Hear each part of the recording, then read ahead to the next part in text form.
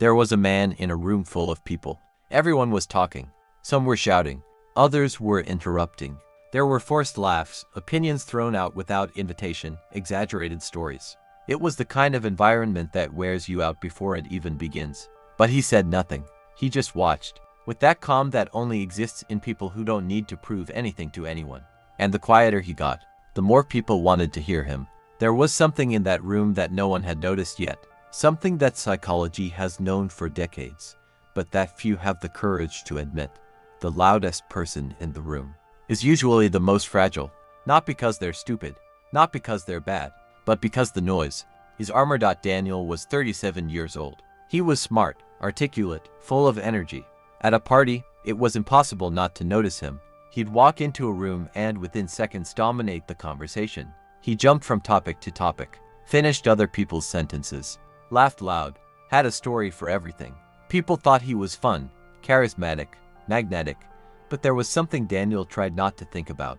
When the party ended and the house went quiet, he couldn't stand the silence. He'd turn on the TV with nothing to watch, text people he barely knew, open his phone for no reason. He needed noise. He needed presence. He needed to feel like he existed, because when it got quiet, the thoughts he spent his life avoiding would arrive. Thoughts like, do people love me? Or just put up with me? Am I interesting? Or just convenient? If I stopped talking, would anyone still stay? And so he talked more, even louder, even faster, because as long as he was talking, he didn't have to hear those questions. The noise that comes from the outside is, more often than not, an attempt to silence what's screaming on the inside. Psychology has a name for what Daniel was living. It's called validation anxiety. It's when a person can't feel their own worth without someone from the outside confirming it. They don't believe they're worthy of attention just by existing. So they perform. They tell stories. They dominate the space. They make noise. Because as long as the world is looking at them, they don't have to look at themselves. But there's something deeper here. Something most people don't realize. Talking too much, in most cases, isn't arrogance. It's fear. Fear of being forgotten. Fear of not mattering. Fear that if they stop taking up space, no one will notice they're gone. John Gottman, one of the greatest researchers of human behavior, spent decades studying how people communicate. And one of the things he discovered is devastatingly simple. The people who most need to be heard are the ones who least learn how to listen. Because listening requires presence. And presence requires that you be comfortable with yourself. And being comfortable with yourself is exactly what's missing in those who make noise all the time. 6 psychological reasons why people talk too much. 1. Social anxiety. Silence feels dangerous, as if it reveals something wrong with them. 2. Low self-esteem. They need constant approval to feel like enough. 3. Trauma of invisibility. They learned early on that they only exist when they're noticed. 4. Fear of judgment. Speaking first is a way to control the narrative before others do. 5. Inability to tolerate emptiness, the internal. Silence is too painful to bear. 6. Need for dominance. Using their voice as territory, so they don't feel threatened. None of these reasons are lack of intelligence. All of them are forms of suffering disguised as volume. Over time, Daniel began to realize he wasn't the only one like this. There were patterns, types, archetypes he recognized in meetings, at dinners, in casual conversations. 5 types, specifically, and each one carried something different behind the volume. The 5 types, and what each one hides. 1. The compulsive storyteller. Always has a better story than yours. Always went further, suffered more, achieved more. It's not pure vanity, it's a silent cry, please find me interesting. I need you to find me interesting. 2. The chronic interrupter. Can't let you finish a sentence. It seems like disrespect, and sometimes it is. But most of the time it's anxiety. They're afraid that if they wait too long, the moment will pass and no one will listen to them anymore. 3. The expert on everything. Has an opinion on every subject. Never admits not knowing. Confuses having answers with having value. Underneath it all, a deep fear of seeming inadequate, ignorant, disposable. 4. The meeting dominator. Talks for 20 minutes about something that could have been said in 2. Not because they have so much to say, but because while they're talking, no one can question them. Volume is control. Silence would be vulnerability. 5. The extroverted social anxious. Seems confident, energetic, sociable. But on the inside they're constantly monitoring. Do they like me? Am I too much?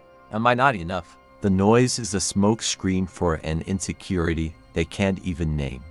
Daniel looked at that list and felt something uncomfortable happen in his chest. He was number 5, always had been, and the hardest part wasn't realizing that. The hardest part was understanding that for years. He had confused making noise with having presence. There's a cost that no one mentions when you live at constant volume. It's a silent cost, but devastating. When you talk all the time, you stop learning. Because learning requires listening. And listening requires giving up the space you've spent your whole life trying to occupy. When you talk all the time, your words lose weight. People start waiting for the next monologue instead of absorbing what you said. You talk more, and you're heard less.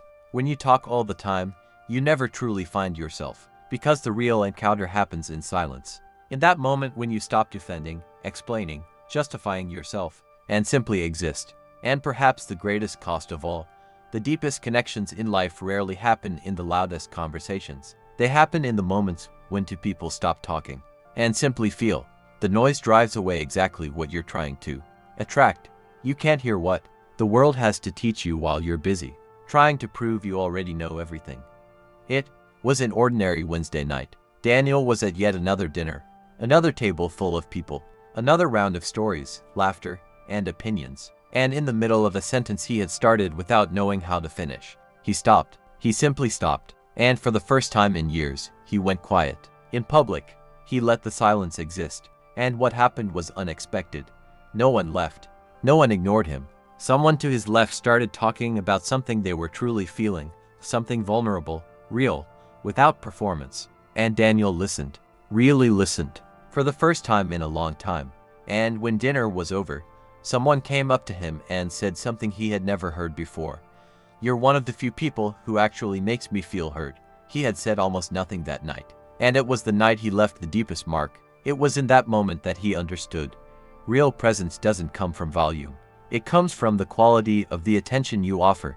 People don't remember who talked the most. They remember who made them feel like what they were saying mattered. There's a difference between the people who need to be the loudest in the room and the people who simply are. The first group lives in a constant state of proof. Every word is an attempt to convince the world and themselves that they are enough. The second group doesn't need any of that, because something inside them is already settled. They know who they are even when no one is watching. They feel whole even in silence. They speak when they have something to say, not because they need to take up space. And that's exactly why, when they do speak, everyone stops to listen. The truth that most people never realize is this: silence is not absence. It is presence in its purest form. There are 4 things that the most emotionally mature people do differently. 4 things emotionally mature people do differently. 1. They are comfortable in silence because they don't depend on noise to know they exist. 2. They listen to understand, not to respond or one-up what the other person said. 3. They speak with intention. Every word has a reason. It's not just filler. 4. They don't need everyone's approval to know their worth, and that is, perhaps, the rarest form of human strength. Daniel still talks, still laughs, still participates. But something has changed. He no longer talks to fill space. He talks to connect. And when he has nothing to say, he stays quiet, without anxiety, without fear, because he finally learned that the strongest person in the room isn't the one who shouts the loudest. It's the one who doesn't need to shout to be heard. The strongest person in the room isn't the loudest. It's the one who is so whole on the inside that they don't need the noise from the outside to feel real.